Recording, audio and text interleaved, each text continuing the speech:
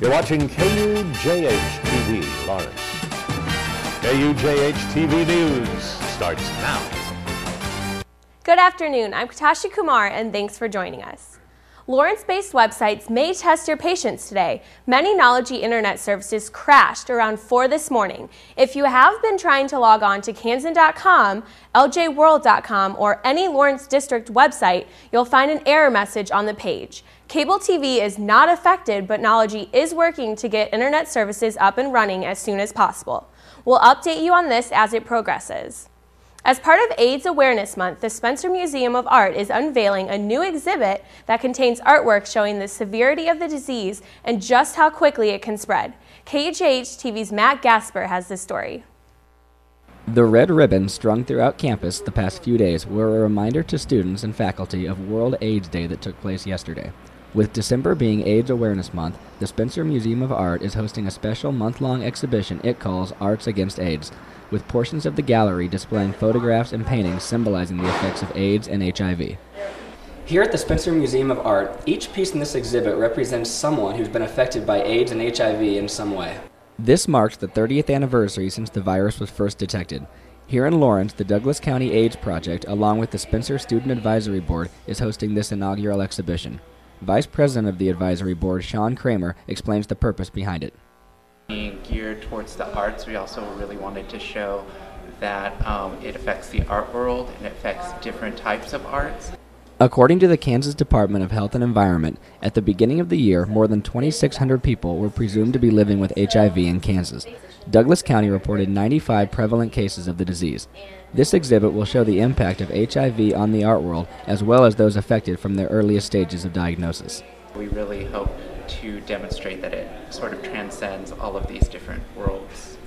The evening concluded with a candlelight vigil to remember those who have lost their lives or are still battling the disease. Matt Gasper, KUJH-TV News. Coming up after the break, find out if your car's airbags have been added to Honda's recall list. We'll be right back.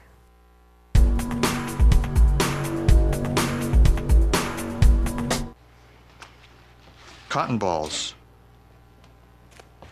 duct tape, spoon, needle, thread,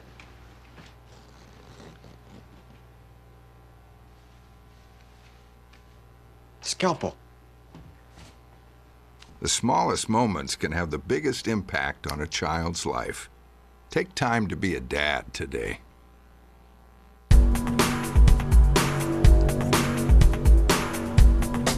Welcome back. Yesterday, the Senate passed a defense bill that includes a new policy for detaining and trying suspected al-Qaeda terrorists. Senate Armed Service leaders Carl Levin and John McCain agreed to a compromise on the detention of U.S. citizens.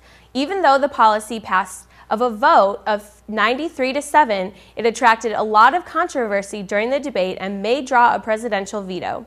In keeping with the budget cuts across the government, the $662 billion bill shrinks Pentagon spending by $43 billion from last year. The bill includes funding for the wars in Iraq and Afghanistan and sets policies on weapons systems and personnel programs. The Department of Labor announced this morning that the U.S. economy gained 120,000 jobs last month.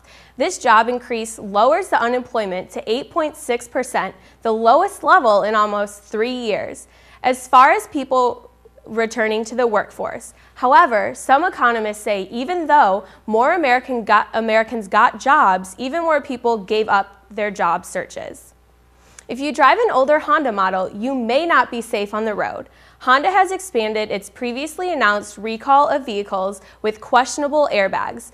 Nearly 900,000 vehicles from model years 2001 to 2003 made in the U.S. were recalled. The automaker confirmed that 640 airbag faulty parts were sold for installation. The additional 603,000 vehicles, including Accord, Civics, Odysseys, CR-V, Pilot, Acura 3.2 Ti, and the Acura 3.2 CL, are now in question for recall.